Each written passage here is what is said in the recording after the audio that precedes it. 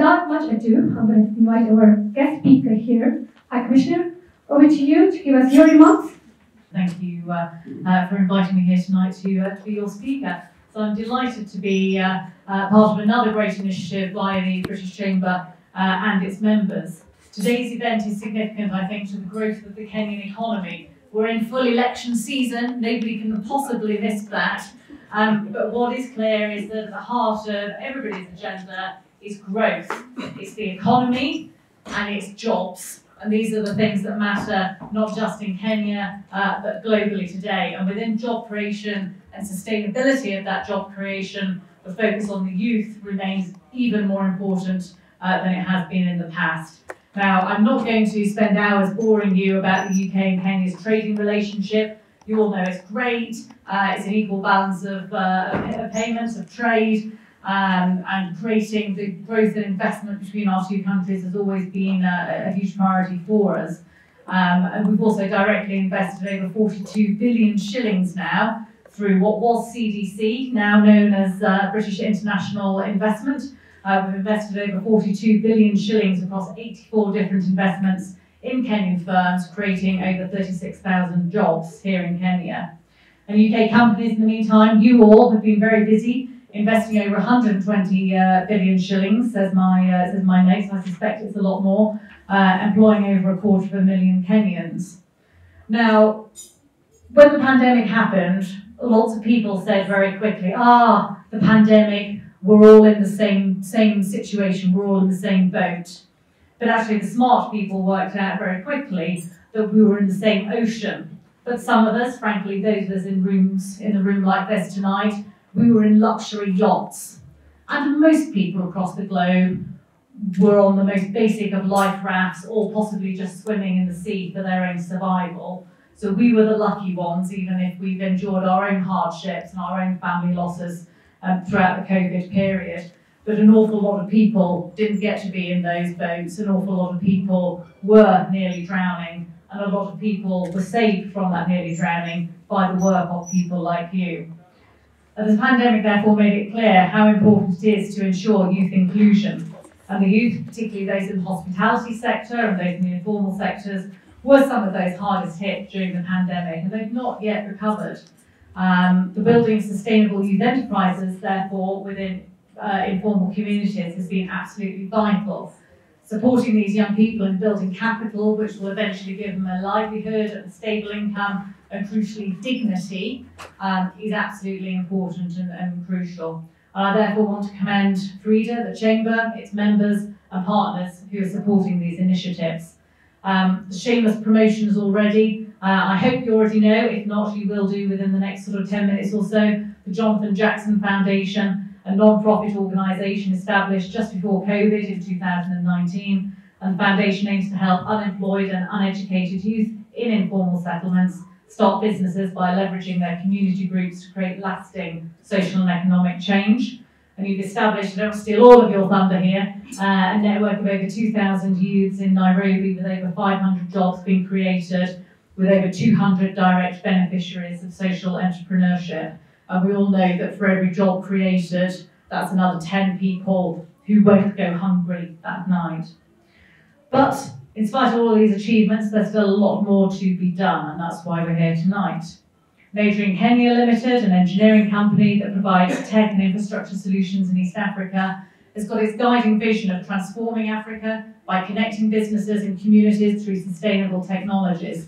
And they invest in environmental, social and governance pillars across East Africa. And I do just want to do another shameless plug for all the work on ESG and good investment initiatives that the Chamber here has done. But one of Adrian Kenya's programs is the Tech Ambassadors Program, which is focused particularly on young women graduates in leadership, sales and marketing training. And again, I'm sure you'll hear more about those, as well as Stanbic, of course, Stanbic Kenya Foundation, which is mandated to also catalyse inclusive socio-economic growth, promote environment and climate awareness, as well as creating sustainable businesses in Kenya and South Sudan. So these are all great examples by three of the names you're going to hear from tonight. I know an awful lot of you are also doing your own enterprises, Maybe we'll see you featured on a future event like this. And if you're not doing work like this, what a great opportunity tonight to talk to some people who are and put your money even more where your mouth is. I know you have done that by being here tonight, but also dig a little bit deeper and help our society out. So huge thanks, Farida, the British Chamber, and thank you for inviting us here tonight. Thank you. Thank you so much, Commissioner, for those remarks. My name is Banan Joroge. Banan Joroge is the managing director of a company called Adrian. Adrian is a local company which we shall be celebrating our 10th birthday next year. And we are supporting, as a company with about 600 members of staff, supporting about 600 youth across Kenya. We always do business in ICT, power and telecommunication. The vision was to start a company whereby to be connected to young people so that they can make a change. Our business is also connected, and we also try to do a lot of SDR to support youth. And we always say that we talk and make sure that out of 600, our average age of the people who work for Adrian are 23 years. During the COVID, we have managed to employ 96 youth. When other people are releasing, because we realize youth are flexible, they could not be able to get COVID, and for us to be able to celebrate, we managed to employ. Not only that, we always make sure that we set the company for generation to come. This country have more than 800 youth. And I can tell you, if you give them target, you give them the right leadership, they can change. These are not the days whereby they should be able to say that you have no knowledge. Expose them, be patient with them, walk the journey with them, allow them, go to their level, let them ask you a question, and they can tell you, you shall make a great employee. Wanja, as you've heard, I work for Stanbic Bank. I'm here to represent Charles Mudiwa, our CEO, and Pauline Bayer, who heads our foundation. It's an honor to be here today as we join hands to support and build sustainable youth enterprises within the informal communities in Kenya. It is truly humbling to know that amidst all that is happening in our country, we still owe it to those who have gone ahead of us in charting the philanthropy path and the need to give back to society. I wouldn't want to say we have done much, but I hope that the audience here have seen some of the initiatives that we have done under the Stanbic Foundation. And this is just the beginning. I think there's a lot for us to do, and that's why this partnership is quite important, because we will not be able to do much if we go alone. But if we go together, then we will go far. Areas where we have not been able to support in the past includes the government of Kenya, where we've worked very closely with the Ministry of Trade and Industrialization to see how we can actually partner with the government to solve for some of the challenges that government has. And you find that government ideally is meant to come up with policies, but they do need to work with the private sector to be able to execute on some of those initiatives. And even when you don't have access to financing, I think there's a lot more we can do, even for mentorship. So I was pleased to hear what Adrian is doing, in the sense that mentorship in itself is support. So you don't have to have money to support and enable someone to do more. You can actually, offer your time and experience to be able to do more with this youth. We have tried to see how we can work with partners so that we give solutions to enable these people to actually live their lives. And it doesn't have to come from the bank, but with these meaningful partnerships, what we are also currently looking to do with the Jonathan Jackson Foundation as well, is where we see ourselves being able to play a huge part in supporting the youth. As you know, today sports is you can earn a livelihood from sports. We've seen the Kenyan athletes actually being able to live off this. And for the youth, particularly the ones in the disadvantaged areas, we see a huge opportunity for us to do a lot more with credible partners like the Jonathan Jackson Foundation to be able to actually support them. So these are just a few highlights I thought to mention in what all of us can do if we work together. And just partnering with like-minded people, we can have a huge impact in social, economic, environmental spheres. And I think that's a big calling. And I'm really pleased to see all of you in the room, because I'm sure you're here because this is a cause that you feel you'd want to participate in. We're looking forward to many more engagements with you, and also to the chamber. Hopefully we can also see how we can also partner with you, particularly on the matters around the industries and how we can support trade, again, because that also is an area where we can support our youth by enabling them to either be employable or to be able to set up their own businesses as well. Thank you. So thank you, Commissioner, for coming this evening. I appreciate that. And for all the members of the Chamber, thank you very much for coming.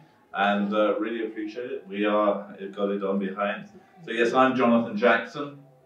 And some of you know me, some of you don't know me. So what I thought I would do is just give you a little bit of introduction about me. That's me. I was born in Kenya. I'm a Kenyan citizen. I was born in Eldoret. That's a few Kalenjin girls that I was dancing with. My father was principal of Marriott Teachers College, if I'm sure some of you know it.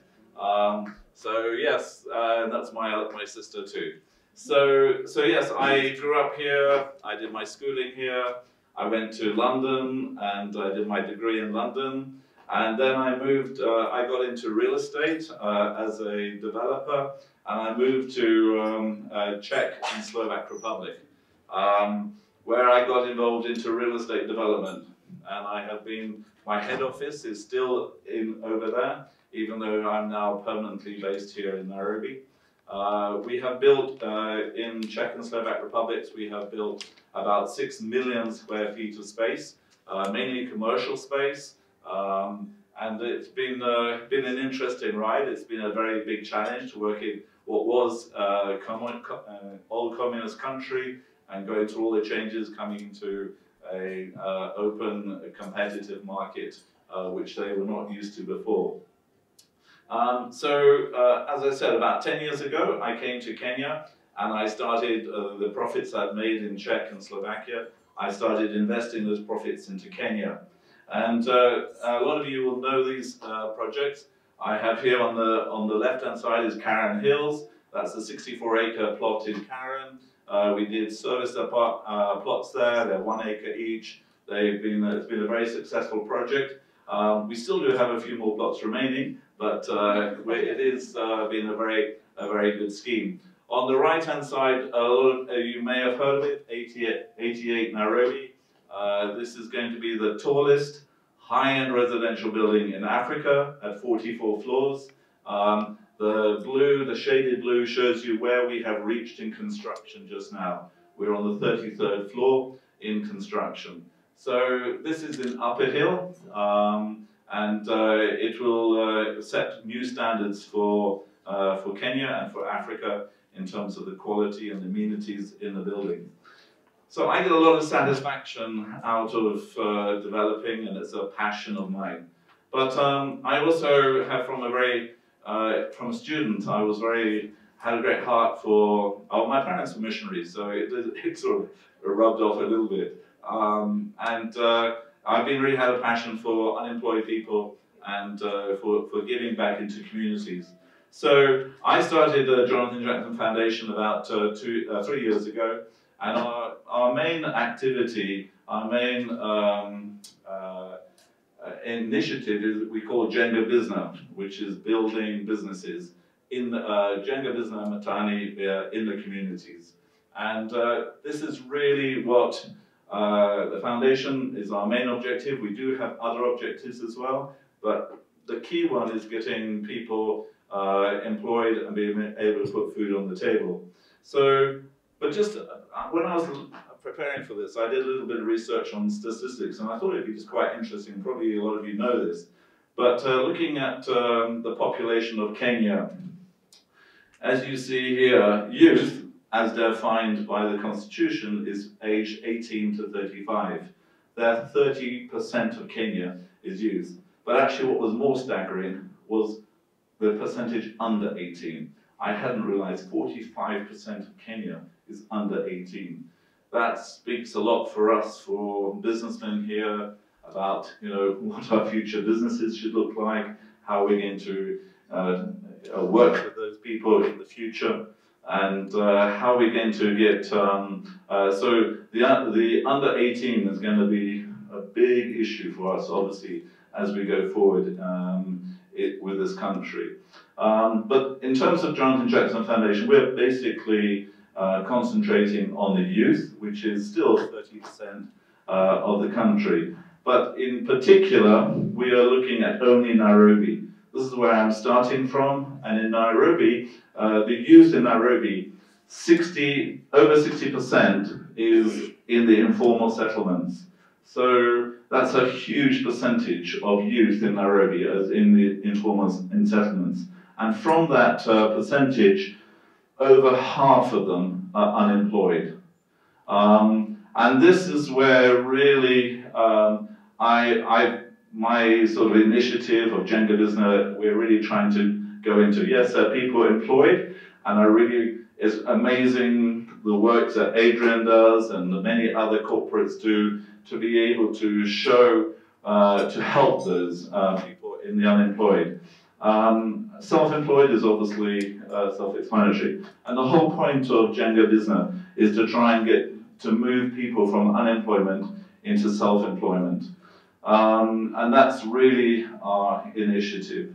Now, I've been looking at saying what is the NGO market and how many NGOs are actively working with youth. And I looked at the government too, and I also looked at but looking at corporates, there's not much statistics about corporates. I mean, Stanbic Bank and Adrian, and there are many other corporates who are actively involved in helping youth, but there's very little statistics about it. But if you look at just with the NGO sector, you can see relief, education, environment, agricultural welfare, peace, health, governance, culture, youth, not there. And maybe somewhere in the others. And this actually shows up, if you look into the NGO funding, NGOs funding is 83 billion, 1.5 billion for youth. And we have 35% of the country is youth. So it basically really shows the need for us as corporates here in Kenya, through the Chamber of Commerce. This is something we can really try and help push to how we can help the youth. And if we go one step further and look at the government budget, the government 3 trillion budget, only 20 billion goes to youth programs. So even the government is putting almost nothing into youth, and yet we have such a huge amount of youth that's necessary for help. So and then when we look at for Nairobi and the NGOs in particular, we have over 1,200 NGOs registered, and they're all trying to work in the communities, in the informal settlements and other places. And I don't know how many of you, if you have been into the communities and into the slums, and you come there and say, well, we're a new NGO and we come here to help you. The people in the informal communities, they've heard it so many times. They've heard so many NGOs coming in, so many people coming and say, we're going to help you, and then they disappear after a while. So they're very don't really believe you. They say, okay, whatever. And of course, Kenyans are very good at doing business, and they really know how to milk you. So they really know how to get as much money out of you as possible before you decide to leave the NGO market. So in order to overcome that, I was suggested that I should buy a football team. So we bought a football team called Nairobi City Stars. When we bought them 3 years ago, they were at the bottom of the second league. And I'm very happy to say to you that we are in the Premier League, and we're usually number 2 or 3 in the Premier League. It really helps us when we go into the community to have these players with us and to say we own Nairobi City Stars. And they really come and help us in the community, in the work we do. And even though cleaning is not our main activity, we do have cleanups as well, and the footballers come in. And these are stars. I mean, they're the top best players in Kenya. So they really come and mix with us, which is great. So coming on to back to Jenga Business, and this is one of our groups that we work with. We're street children. They don't even have an ID. They can't even get a job at all. They don't even know how old they are. So we have to go in and help them to set them up, get them registered, get them IDs, and help them to form a group. But they're always coming up, as you know, when you go into the community, they always say, give me money, which is, and my reaction to them all the time is, no, I'm not going to give you any money, but what I will do is I'll give you a fishing rod, I'll teach you how to fish, so you can put food on your own table. Obviously the biggest problem we have, and it's not only in the informal settlements, but unfortunately across the whole of Kenya, is trust. And trusting each other is such a difficult thing here in Kenya because of the corruption we have. But in terms of the youth too, you know, helping them to learn to trust each other is really one of our hard tasks. But so we go through that process, and then we start saying, okay, so what business do you want to do? And we like to start them on something small. So we may get them a mukokoteni, a handcart, or a smoky trolley. And this is the sort of thing we test them with and say, right, so can they really work? Will they really follow it? For those of you who were here at the beginning, we had some entertainers here. And this is one of our groups that we supported. We gave them costumes, we helped them with their musical instruments, they were very talented, and so they've been able to go out and now perform at many functions like this one, and they are actually earning good money. So with groups which are got jobs and who've got good team spirit and team bonding, we can take groups like the one on the left here, and with a lot of work, and it's a lot of work, and it's not easy working with youth from the communities, but it's a great challenge. We're able to help them develop and get to a stage where you can see this group here, where they're smiling, they're dressed nicely, they've got dignity again, and they can feel proud again. And from that, they're able to put food on their table. And this gentleman here, I'm very glad was able to join us today. And I've got George and Cyril from another community, from the Mathare community, to come up and just give them a very short, if both of you would come up please, just a little bit of their experience. My name is George, I come from Kawangware. I'm the chairman of a group called Team Change Resist Crime. Team Change is a group of youth who used to involve in crime activities. We used to rob people their phones and their money, but after going to prison, we reformed. And now we have a group, we partner with Jonathan Johnson Foundation, who has really helped us to put our food on our table legally. We used to put our food on our table illegally, but now we put food on our table legally. So I thank Jonathan Johnson very much, and may he live long to see the fruits of the seeds he has planted.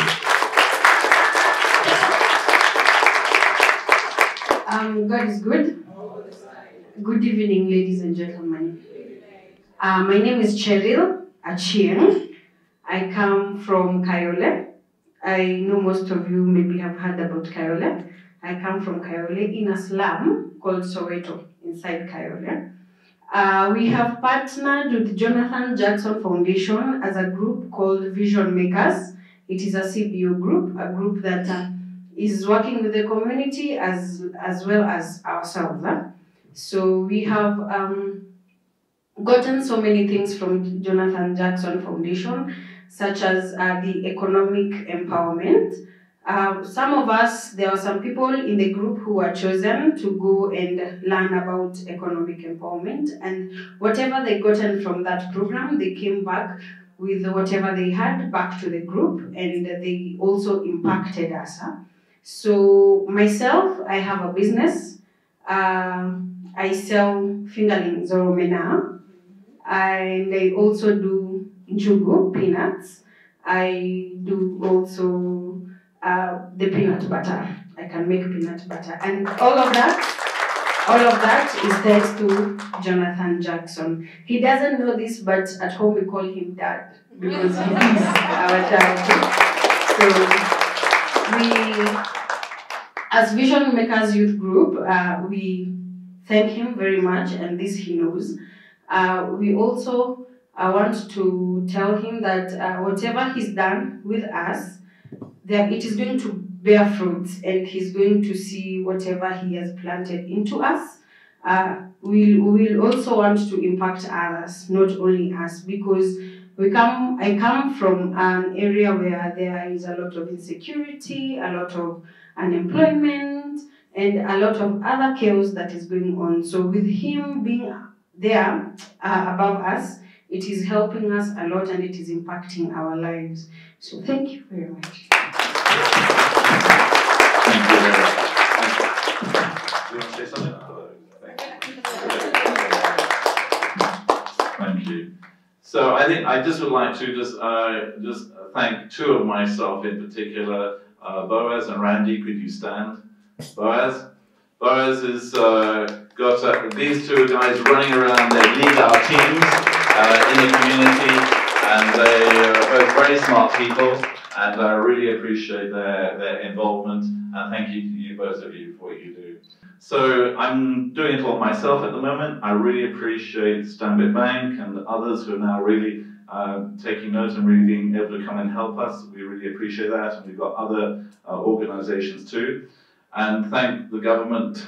I've just been told that you can actually, by donating, you can actually now put it into your costs as an expendable expense into your books. So this is a big boost for donations into NGOs like ours. And we even have a certificate to allow you to do it as well. So we actually have a certificate. So, and the other possibility is if you aren't, or you're not feeling that you can come and help us and do with us, we know a lot of you corporates, you know, that's a great thing about Kenyans.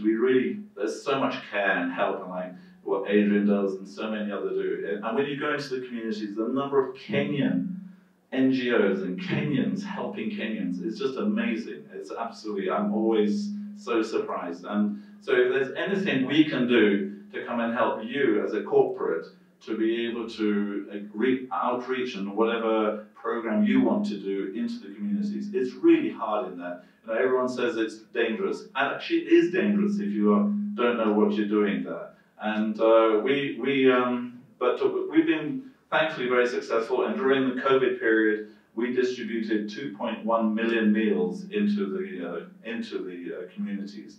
And so we've got a very good rapport with them, and of course with our footballers, it always helps as well. So we would be very happy to help anyone who's trying to outreach to the unemployed in our communities. Thank you.